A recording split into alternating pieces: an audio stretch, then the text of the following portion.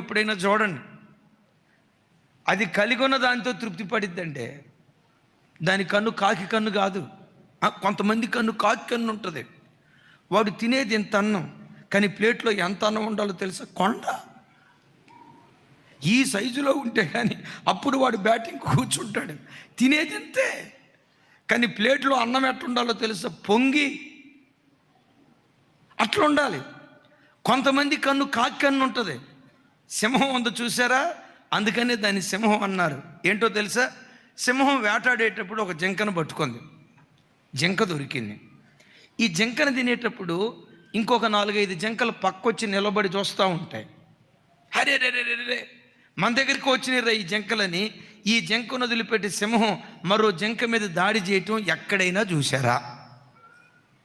మీరు ఏం చెప్పట్లేదు, ఏం బ్యాంక్ తమ్ముడా? ఎక్కడైనా చూసారా?